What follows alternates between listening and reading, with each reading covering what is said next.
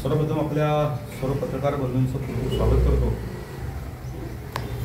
कमी वेळामध्ये आपण या इथे आले त्याबद्दल आपले आभारही मानतो. आता सर्वांनाच माहिती आहे की विधानसभेची निवडणूक येत्या 20 नोव्हेंबर रोजी होऊ घातलेली आहे आणि आज अर्ज मागे घ्यायचा शेवटचा दिवस होता आणि त्या अनुषंगाने भारतीय जनता पार्टीचे ओबीसी मोर्चाचे अध्यक्ष आणि भारतीय जनता पार्टीचे ज्येष्ठ पदाधिकारी सन्माननीय संतोष जैतापकरजी यांनी उमेदवारी अर्ज भरला होता आणि तो उमेदवारी अर्ज आज त्यांनी मागे घेतलेला आहे आणि महायुतीच्या व्यापक विजयासाठी महायुतीचे इथले असलेले उमेदवार राजेशजी बेंडल यांच्या उमेदवारी ही शिवसेनेला जागा सुटल्यानंतर उमेदवारी राजेशजी बेंडल यांना जाहीर झाली आणि त्या अनुषंगाने सन्माननीय संतोषजींनी आज त्यांचा भरलेला उमेदवारी अर्ज हा मागे घेतलेला आहे आणि हे आपल्या सर्वांच्या माध्यमातून संपूर्ण या मतदारसंघात पोचावं यासाठी ह्या पत्रकार परिषदेचं आयोजन केलं आहे. या पत्रकार परिषदेला सन्माननीय संतोषजी आहेत, सन्माननीय प्रशांत शिरगावकरजी आहेत, बाबासाहेब बालेकर आहेत, सन्माननीय यशवंतबाई साहेब आहेत, तालुकाध्यक्ष निलेश सुरू आहे. म्हणजे आपल्या सर्वांनाच माहिती आहे की गुहागर विधानसभा मतदारसंघामध्ये एक बदलाचं वारं गेले सातत्याने 2-3 वर्ष जे सर्वांना जाणवत आहे. या सगळ्या निमित्ताने सर्वांनी एकत्रित येऊन ताकदीने महायुतीच्या उमेदवाराच्या पाठीशी उभं राहिलं पाहिजे आणि इथला जिंकून येणारा आमदार हा महायुतीचा असला पाहिजे. या अनुषंगाने सन्माननीय संतोषजी यांनी आपली उमेदवारी मागे घेतलेली आहे. या सगळ्या प्रक्रियेमध्ये कोकणचे नेते सन्माननीय रवींद्र चव्हाण साहेब आहेत, सन्माननीय पालकमंत्री उदय सामंत साहेब आहेत, सन्माननीय नारायणराव राणे साहेब आहेत. या सर्वांच्याच विनंतीला आणि सूचनेला सन्माननीय संतोषजी यांनी संमती दर्शवली आणि कारण सर्वांचं ध्येय एकच होतं. संतोषजींचं ध्येयही या मतदारसंघामध्ये बदल घडवायचा आहे आणि कुठेतरी अनेक प्रलंबित असलेले जे विषय आहेत लोकांचे, त्याच्यामध्ये विकास कामं असतील, बेरोजगारीचे विषय आहेत, खाडीच्या प्रदूषणाचे, असे असंख्य विषय आहेत की ज्या विषयामध्ये इथल्या स्थानिक लोकप्रतिनिधींच्या अनास्थेमुळे जी काही एक अनेक वर्षांची पोकळी निर्माण झालेली आहे, या अनुषंगाने सर्वांनी एकत्रित येऊन बदल करावा या निश्चित धोरणाने हा आजचा उमेदवारी अर्ज संतोषजींनी मागे घेतलेला आहे. हे आपल्या सर्वांना सांगावं यासाठी या पत्रकार परिषदेचं आयोजन केलेलं आहे. पण संतोष जैतापकरांनी त्याच्या प्रधानाने सांगितलं होतं की मी BJPच्या याचा राजीनामा दिला आहे पदाचा. मग आता ते BJPच्या कार्यालयात हे कसं म्हणजे राजीनामा दिला त्यांनी सांगितलं, ओबीसी सेनेचा त्यांनी राजीनामा दिला, आपल्या सर्वांच्या माहितीसाठी त्यांनी राजीनामा दिला असं त्यांनी स्वतः सांगितलं. मग आता संतोष जैतापकर BJPकडे राजीनामा दिला असेल तर मग आता ह्यापर्यंत कार्यालयात BJP कसे? आपल्या सर्वांच्या माहितीसाठी सांगतो, संतोषजींनी ज्यावेळेला अर्ज भरला त्यावेळेला संतोषजींनी त्यांच्या पदाचा राजीनामा हा जिल्हाध्यक्ष म्हणून माझ्याकडे त्यांनी पाठवला आणि त्यानंतर त्यांनी उमेदवारी अर्ज दाखल केला.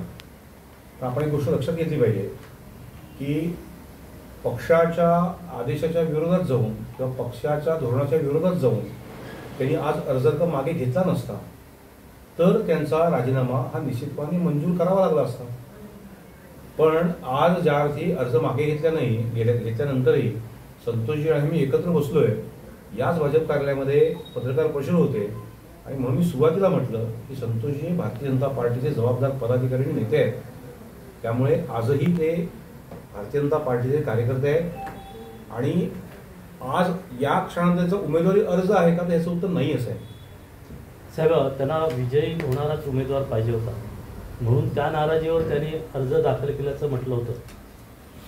एक गोष्ट आपण लक्षात घ्या, संतोषजी, मी अनेक वर्ष संतोषजींचं काम बघतोय, आपण सर्वजणच माहिती आहे, सर्व पत्रकार म्हणून आहे. खरं तर अनेक दिवस खूप चांगल्या पद्धतीने त्यांनी एक समाजकारणाचा एक वसा त्यांनी घेतला होता. रुग्णसेवा असेल, रुग्णांसाठी वेगवेगळ्या योजना असतील, विकास कामांचे जे काही विषय असतील किंवा शैक्षणिक साहित्य असेल, वेगवेगळ्या पद्धतीने मुळात राजकारण माणूस करतो मी नेमकं काय करतो निवडणुकीच्या वेळेला आपण राजकारणामध्ये प्रत्यक्षात काम करतो, पण निवडणुका येईपर्यंत समाजासाठी आवश्यक ज्या गोष्टी करणं कार्यकर्त्याने अपेक्षित आहे त्या प्रत्येक गोष्टीमध्ये संतोषजी हे सातत्याने भारतीय जनता पार्टी आणि व्यक्तिगत हे सातत्याने आग्रही राहिलेले आहेत आणि त्या कामामध्ये होते. आणि निश्चितपणे त्यांनी संपर्क ह्या पूर्ण विधानसभा मतदारसंघामध्ये ठेवला होता. निश्चितपणे त्यांना मानणारा एक वर्ग आहे आणि त्या पद्धतीचं रचनात्मक काम त्यांनी केलं होतं, हे वास्तव आहे. त्यामुळे एक तर नक्की आहे की उमेदवारी अर्ज भरत असताना काय म्हटले यापेक्षा सुद्धा आज महायुती म्हणून, धोरण म्हणून त्यांनी हा आजचा उमेदवारी अर्ज त्यांचा मागे घेतला आहे.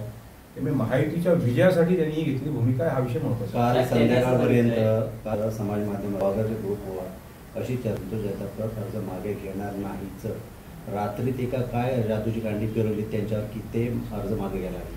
अशी चर्चा संतोषजींनी केली हे माझ्या ऐकिवात नाही आणि संतोषजी बोलतीलच. रात्री जादूची कांडी फिरून बदलते तो संतोष जैतापकर नाही. त्यामुळे संतोष जैतापकर हे निश्चितपणे एका विशिष्ट ध्येयाने राजकीय क्षेत्रामध्ये आलेले आहेत. त्यामुळे अशा अँगलने जर का आपण त्याचा विचार केला तर थोडं त्यांच्यावरती अन्याय होईल. माझी विनंती अशी आहे की मुळात संतोषजी हे एक बॅलन्स असलेलं नेतृत्व आहे. एखाद्या विषयामध्ये अर्ज भरणं हा काही ठीक आहे, त्याला वाटलं त्यांनी अर्ज भरला, कारण हा अर्ज भरणं या विषयामध्ये त्यांनी गेले 2-3 वर्ष ते काम करतात, त्यांनी अर्ज भरला. पण त्याच पद्धतीने मुळात आपल्या माहितीसाठी म्हणून सांगतो, मी दिवाळीच्या दिवशी सुद्धा त्यांना भेटण्यासाठी गुहागर देऊन गेलोय. तेव्हा असा काही विषय नाही की बाबा आजच ते आले आणि अचानक त्यांनी अर्ज मागे घेतला, रात्रीत ते सगळ्या बदल नाही. निश्चितपणे महायुतीचं धोरण आणि महायुतीचा विजय त्या एका विषयासाठी त्यांनी अर्ज मागे घेतलेला आहे. बीजेपीकडे त्यांनी आपली उमेदवाराची मागणी केली होती का हो? भारतीय जनता पार्टीमध्ये अनेक कार्यकर्ते हे निवडणुकीसाठी आग्रही असतात. प्रत्येक विधानसभा मतदारसंघामध्ये 2-2-3-3 लोकांनी मागणी करणं, मुळात उमेदवारी मागणं हा प्रत्येकाला नैसर्गिक अधिकार आहे आणि भारतीय जनता पार्टीच्या सिस्टीमप्रमाणे पार्लमेंटरी बोर्ड उमेदवाराची निवड करतं. त्यामुळे निश्चितपणे त्यांनी मागणी केलेली होती. पण हा जागा वाटपात मतदारसंघच मुळात शिवसेनेकडे गेल्यामुळे त्या चर्चेला तर काही अर्थ उरत नाही. तुम्ही जिल्हाध्यक्ष आहात, तुम्ही पक्ष सिलेक्शन करणं त्यांना काही शब्द दिलाय का? मी पुन्हा आपल्याला सांगतो की संतोष जैतापकरना मी जेवढा ओळखतो कुठल्याही कमिटमेंट व्यतिरिक्त कमिटमेंट असणारा तो कार्यकर्ता आहे. अशा कुठल्याही कमिटमेंटवरती फॉर्म मागे घेईल हा संतोष जैतापकर नाही. त्याने खूप चांगल्या पद्धतीने, ज्या पद्धतीने गुहागर विधानसभा मतदारसंघामध्ये एका बदल होण्याच्या दृष्टिकोनातून त्यांनी सातत्यपूर्ण गेले 2 वर्ष काम केलं, 3 वर्ष काम केलं, या धोरणाला अनुसरून त्यांनी हा अर्ज मागे घेतलाय, कारण त्यांना या विधानसभा मतदारसंघात बदल हवा आहे. पण सर, ते अर्ज जेव्हा दाखल करत होते तेव्हा आपण वरिष्ठांनी त्यांच्याशी संपर्क केला का, किंवा तुम्ही अर्ज दाखल करू नका तेव्हा तुम्ही त्यांच्याशी संपर्क झाला होता का? आज जसा तुम्ही त्यांच्याशी संपर्क झाला अर्ज मागे घेण्यासाठी, त्यावेळेला तुम्ही भाजपचे नेते किंवा तुम्ही जिल्हाध्यक्ष तुम्ही त्यांच्याशी संपर्क केला का? मी भारतीय जनता पार्टी जिल्हाध्यक्ष आहे. सर्वच पदाधिकाऱ्यांशी सातत्याने संपर्क असतो. मी पुन्हा एकदा सांगतो, ही पत्रकार परिषद अर्ज दाखल करण्याअगोदर त्यांचा माझा संपर्क आहे. आमचा काही आजची ओळख नाही ना, पदाधिकारी म्हणून आम्ही अनेक वर्ष एकमेकांबरोबर काम केलेलं आहे कार्यकर्ते म्हणून. त्यामुळे आजची पत्रकार परिषद ही गुहागर विधानसभा मतदारसंघातला जो बदलाचा निर्णय मतदारांनी केलेला आहे त्याच्या अनुषंगाने शिक्कामोर्तब करणारी आजची पत्रकार परिषद आहे. आणि संतोषजींनी अत्यंत चांगल्या मानसिकतेतून, मी पुन्हा एकदा सांगतो की कुठल्याही एखाद्या विशिष्ट हेतूने त्यांनी काही अर्ज मुळात दाखलच केलेला नव्हता. त्यांना असं वाटलं होतं की बाबा कधी त्यांना उमेदवारी मिळेल, पण दुर्दैवाने हा विषय नाही झाला. आज त्यांनी या सगळ्या अनुषंगाने गुहागर विधानसभा मतदारसंघात बदलाचा निर्धार करण्यासाठी अर्ज मागे घेतलेला आहे. साहेब, ते स्वतः आले की त्यांना कुठून इथपर्यंत आणलं हेलिकॉप्टरने वगैरे? मी या सगळ्या विषयामध्ये मी तुम्हाला पुन्हा एकदा सांगतो की पोचणं हा विषय 3 वाजताच होतो. 3 वाजून 5 मिनिटांनी जर एखादा माणूस आला तर त्यांची इच्छा असली समजा फॉर्म मागे घ्यायची म्हणून ते काही गळ्या मागे नाही करू शकत. त्यामुळे संतोषजी हे योग्य वेळेला, वेळेच्या आधी घेऊन अर्ज मागे घेतले. सर, पण ते जर उमेदवारी अर्ज मागे घेणार होते तुमची चर्चा, तर मग त्यांना दुसऱ्या माध्यमातून आणण्यापेक्षा मग ते लवकर हजर का झाले नाही? उमेदवार जर त्यांना मागे 11 वाजल्यापासून 3 वाजेपर्यंत उमेदवाराचा अर्ज मागे घ्यायची वेळ होती का? तिकडे जिकडे कुठे टायमाला हा जिथे कुठे होते तिथे काय प्रचार सभेला कुठे गेले होते का? ते सांगा. त्यांनी 11 वाजता येऊन अर्ज मागे घ्यावा की 2:45 वाजता येऊन अर्ज मागे घ्यावा हा काही मुद्दा राहत नाही. उमेदवारी अर्ज मागे घेणं हा विषय निश्चित होता, त्या पद्धतीने अर्ज मागे घेतला. पण ते ज्या ठिकाणी गेले होते तिथून इकडे येण्यास अंतर होणार होतं. तुमच्या विचारण्याच्या भावना मला खूप चांगल्या नाही, नाही, कळल्या. भावना हा विषय बोललात तुम्ही सर. मग एक मिनिट थांबवतो तुम्हाला. नाही, 2 मिनिटं माझं म्हणणं पूर्ण आहे. मी पुन्हा एकदा आपल्याला सांगतो की त्यांनी निश्चय करून हा उमेदवारी अर्ज मागे घेतलेला आहे. भावना हा शब्द वापरतात म्हणून सांगतो. संतोष जैतापकरांना मानणारे एक वर्ग आहे, त्या वर्गाच्या भावनेशी खेळल्यासारखं वाटत नाही का तुम्हाला? हे मला तुमचं पत्रकार मी हा प्रश्नाचा तुमचा अर्थ नाही कळला मला. नाही, अर्थ म्हणजे असा आहे, त्यांना एक मानणारा संतोष वर्ग आहे. जैतापकरांनी उमेदवारी अर्ज ठेवला असता तर त्यांचा मानणारा वर्ग त्यांच्या बरोबर सन्मान झाला असं आपलं म्हणणं आहे का? मला एक लक्षात घ्या, संतोष जैतापकर हे खूप जबाबदार कार्यकर्ते आहेत. या विधानसभा मतदारसंघामध्ये बदल घडवावा या भावनेने गेले 3 वर्ष काम करतात आणि तीच मानसिकता त्यांना मानणाऱ्या वर्गाची पण आहे. हा काही त्यांनी एकट्यानं ज्या वेळेला माणूस अर्ज भरतो किंवा ज्या वेळेला माणूस अर्ज मागे घेतो हा एकट्यापुरता विषय नसतो. त्यामुळे त्यांनी जो अर्ज मागे घेतलाय तो गुहागर विधानसभा मतदारसंघातला बदल निश्चित करण्यासाठी घेतलेला आहे. साहेब एक शेवटचा प्रश्न पण विचारतो. इतके दिवस त्यांची मनधारणा झाली नाही आणि आता अचानक सकाळचीच मनधारणा कशी झाली 3 वाजेपर्यंत? मगाशी आपण रात्रीतला एक प्रश्न विचारला, आता तुम्ही सकाळचा प्रश्न विचारता. मी परत तुम्हाला सांगतो, कालही आम्ही संपर्कामध्ये होतो, आजही आम्ही संपर्कामध्ये होतो. मनधरणी असा विषय नाही. मी पुन्हा माझा प्रश्नाचं उत्तर कायमच आहे. गुहागर विधानसभा मतदारसंघात जो बदल अपेक्षित आहे त्या बदलासाठी झालेला निर्णय आहे. संतोषजी, तुम्ही अर्ज मागे घेतला होता, त्याच्याबद्दल तुमची जी काही भूमिका आहे, म्हणजे जिल्हाध्यक्षांची भूमिका तीच भूमिका तुमची असं असलं तरी ती तुमच्याकडून आम्हाला ऐकायची. याला जोडून विचारतो, आपण जिंकून असा आत्मविश्वास दाखवला होता, जिंकणारी सीट अचानक मागे फॉर्म घेतला जातो, कसं बघतो याकडे? नाही, कसं आहे 40,000 जिंकला त्याला जोडून 40,000 अर्ज मागे घेताना तुम्हाला जे समर्थन करत होते त्यांचा तुम्ही विचार घेतला होता का? काय म्हणून बोललो, जनतेचं बोलतो मी, जे समर्थन तुम्हाला करत ते होते समर्थन तुमच्या पाठिंब्या ज्यांच्या पाठिंब्यावर तुम्ही विजयाची खात्री घेऊन फॉर्म भरला होता, मागे अर्ज मागे घेताना त्यांच्याशी चर्चा झाली होती. म्हणजे प्रश्न तो सरळ आहे की आपली सीट 40,000 विन होती असं तुम्ही म्हणाला होता. नाही, तो महत्वाचा ते कॉल उचलत नसतंय म्हणून बरोबर असतं इथं उचलत नाही. 40 कॉल झाले करून त्यांना असा विश्वास आहे की आपली सीट 40,000 मतांनी निवडून येणार होती. असं अचानक काय घडलं की आपली निवडून येणारी सीट असताना सुद्धा आपण कन्फर्म असताना सुद्धा आपण पाठिंबा घेतोय? माझी जी काही व्यक्ती लोक होती त्यांच्याशी मी सगळी चर्चा केली. मला वरिष्ठांबरोबर पण चर्चा झाली. देवेंद्रजींचा फोन आला होता आणि बावनकुळे साहेबांचा आला होता, आपले चव्हाण साहेबांचा आला होता, केदार साठे राणे साहेबांचा आला. त्यांच्याशी चर्चा झाल्या आणि त्यांना समजून झालं की आपल्याला महायुतीचं काम करायचं आहे. मग महायुतीसाठी आपल्याला कुठेतरी एक पाऊल मागे, जर तुझं मन दुखावलं असेल तरी चालेल, आपण त्याची चर्चा नंतर करू, पण आपल्याला महायुतीचं काम करायचं आहे. आणि मी पक्ष मांडणारा व्यक्ती आहे, त्यामुळे मी त्या पद्धतीने सगळी चर्चा करून हा निर्णय घेतला. पण मन दुखलं होतं काय? हां, मन दुखलं होतं काय? किती दुखलं होतं? अर्ज दाखल करण्या अगोदर तुम्हाला कोणीच याबाबत काय विचारणा केली नव्हती का? बोलले नव्हतं का? आता जसे अर्ज दाखल केल्यावर त्यांना सर्वांना विचारावं असं वाटलं तुम्हाला? नाही, तशी त्यांच्यावर म्हणजे काही विषय झालेच नव्हते ना. मी स्वतः निर्णय घेतला होता. जर पक्षशिस्त असेल तर तुम्ही अर्जच दाखल केला नसतात. नाही, मी स्वतः राजीनामा देऊनच दिलेला आहे. आणि मी ज्या वेळेला भरत होतो त्यावेळेला मी त्यांच्याशी काही चर्चा केली नव्हती ना. आता तो निर्णय मला स्वतःचा होता आणि आज मला वाटलं की महायुतीचा जर फायदा होत असेल, एक सीट वाढत असेल, इथे लोकांना बदल अपेक्षित आहे, तर आपण कुठेतरी आपला निर्णय मागे घेऊया. सर, तुम्ही असं सांगितलं त्यावेळी प्रेस घेताना बाहेर की मला जिंकणारा उमेदवार पाहिजे होता, आम्हाला तो जिंकणारा उमेदवार भेटत नव्हते म्हणून तुम्ही अर्ज भरला होता असं तुम्ही सांगितलं. तुम्हाला आता ते जिंकणारे कसे काय झाले आणि म्हणून तुम्ही अर्ज मागे घेतला? नाही, आता जो जिंकणारा उमेदवार आहे हा मी सगळ्या पक्षांची सल्ला मसलत करून घेतलाय ना आमच्या वरिष्ठांशी.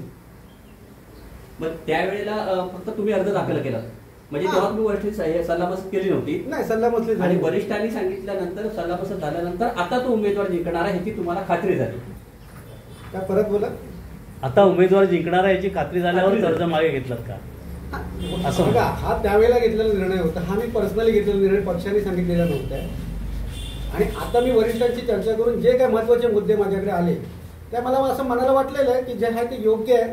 मला माझ्या पक्षाचं हित जपणं सुद्धा महत्वाचं आहे आणि युतीबरोबर राहणं सुद्धा महत्वाचं आहे. मग तुम्ही पक्षश्रेष्ठींशी बोललात, विनाअट तुम्ही मागे घेतलेला अर्ज आहे की काय अट पण ठेवलेला आहे? हो, साहजिकच अट कशाला टाकायची आपल्या पक्षासाठी?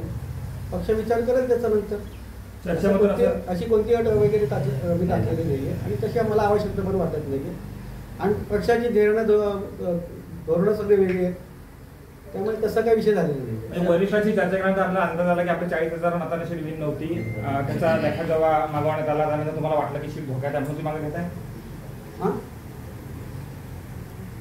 वरिष्ठांशी चर्चा करून तुम्ही अशी चर्चा केली की तुम्ही जे बोलला होता की 40,000ने आपली सीट बिल होईल आणि वरिष्ठांची चर्चा केल्यानंतर तुम्हाला असं जाणवलं का की 40,000 आपली सीट विन होणार नाही म्हणून तुम्ही अर्ज मागे घेतला? ते कसं आहे, एक ओबीसीचं आहे, मताचं विभाजन होऊ नये हा त्याच्यामधला महत्वाचा भाग आहे.